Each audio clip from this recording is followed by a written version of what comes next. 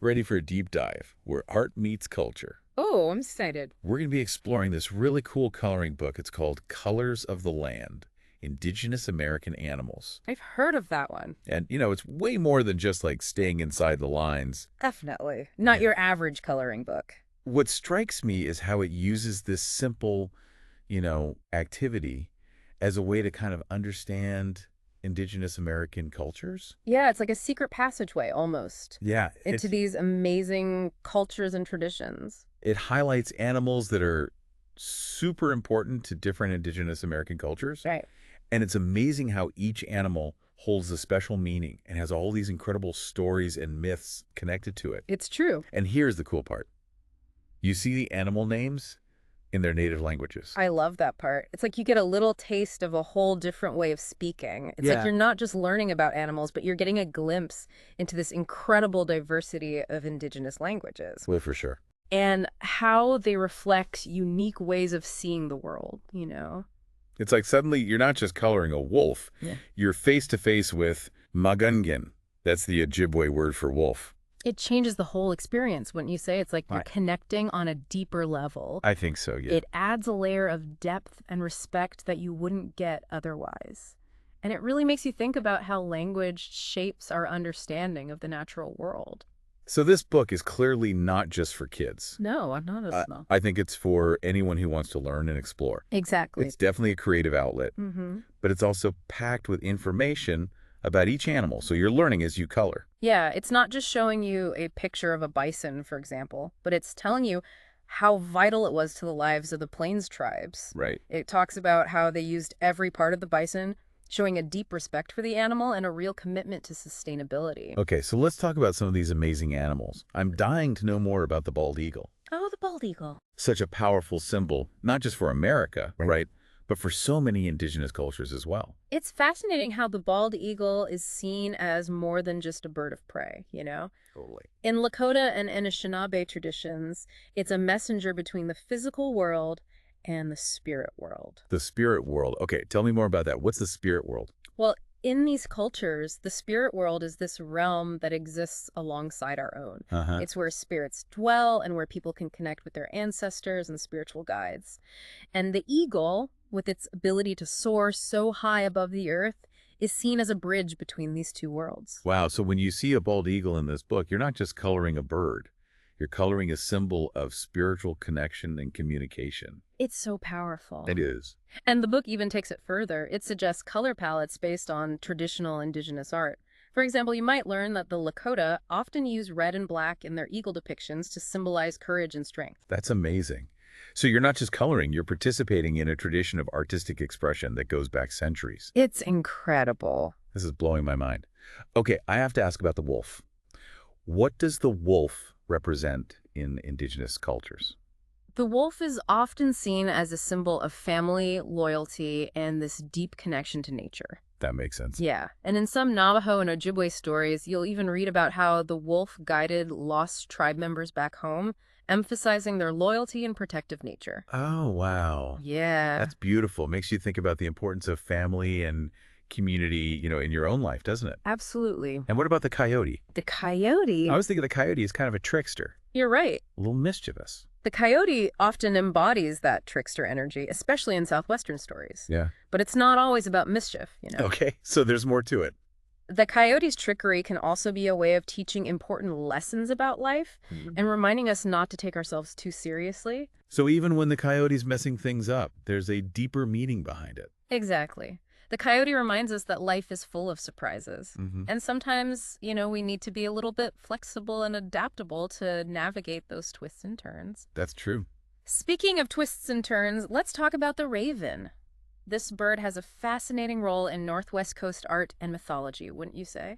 Oh, tell me everything. Yeah. I'm ready for another mind-blowing revelation. Well, in Haida and Tlingit stories, the raven is often seen as this powerful transformer. Uh-huh. It's a creature that can shift between worlds, change its shape, and bring about new beginnings. So it's like a symbol of change and transformation. Exactly. Like when you see a raven, you know something big is about to happen. The raven often appears in stories about creation or major shifts in the world. It's a reminder that change is a constant in life For sure. and that Even in the midst of chaos, there's always the potential for something new to emerge. Wow. This book is making me see these animals in a whole new light. I'm starting to understand why they're so important to indigenous cultures. It's like they're not just animals. They're teachers, guides, and storytellers. And that's what makes the book so powerful. It is. It invites you to see the world through the eyes of these cultures and to appreciate the wisdom and beauty of their traditions. It really does. And these animal stories, they aren't just ancient history.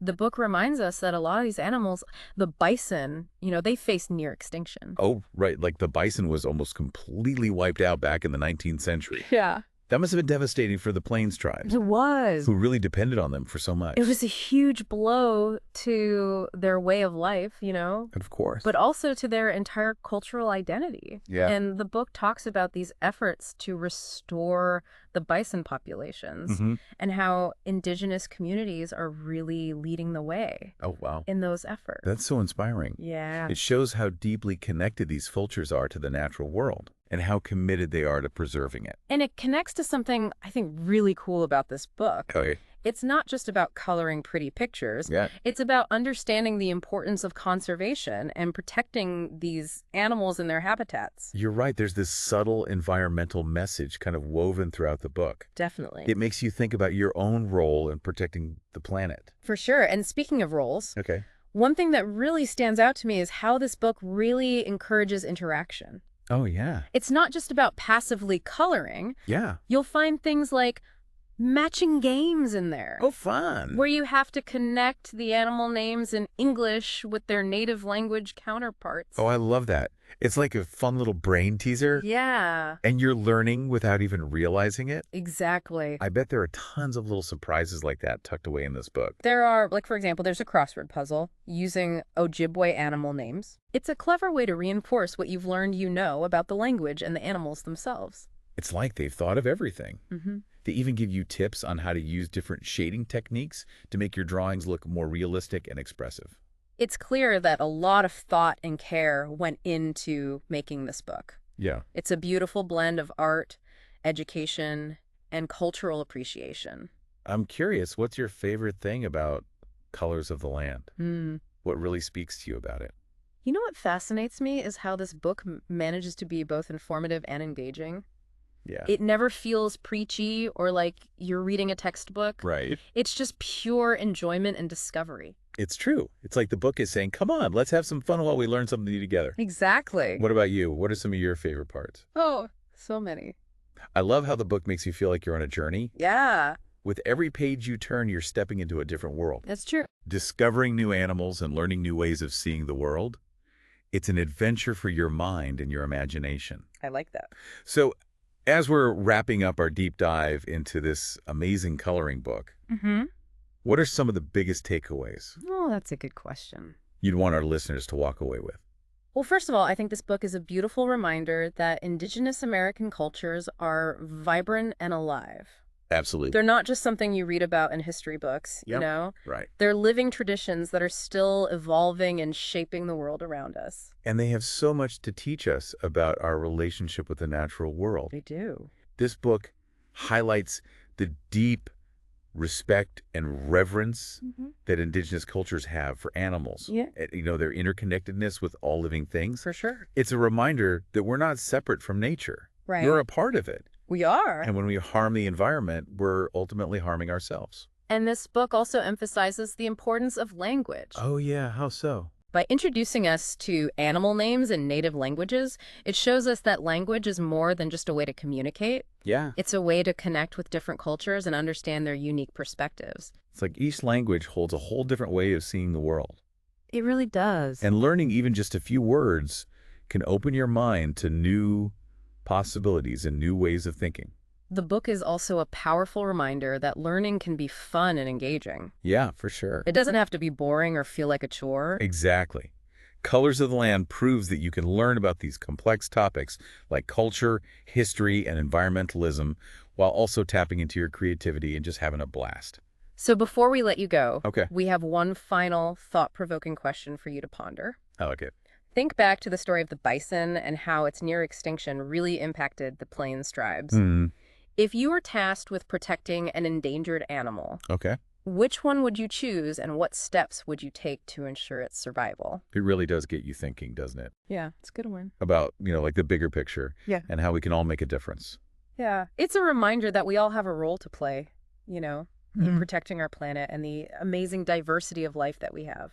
And maybe Colors of the Land will inspire some people to learn more about, Indigenous American cultures and the animals that are so important to them. It's a journey worth taking for sure. It is. You'll discover this whole world of art and culture and nature just waiting to be explored. So if you're looking for a way to relax and learn something new and maybe even, spark some meaningful conversations, this book is definitely worth checking out. It's a great gift, too. Yeah. For kids, adults, anyone who loves to color and learn about different cultures. And on that note, we'll leave you to ponder which animal you would choose to protect. Happy coloring, everyone! Happy coloring, and we'll catch you on our next Deep Dive.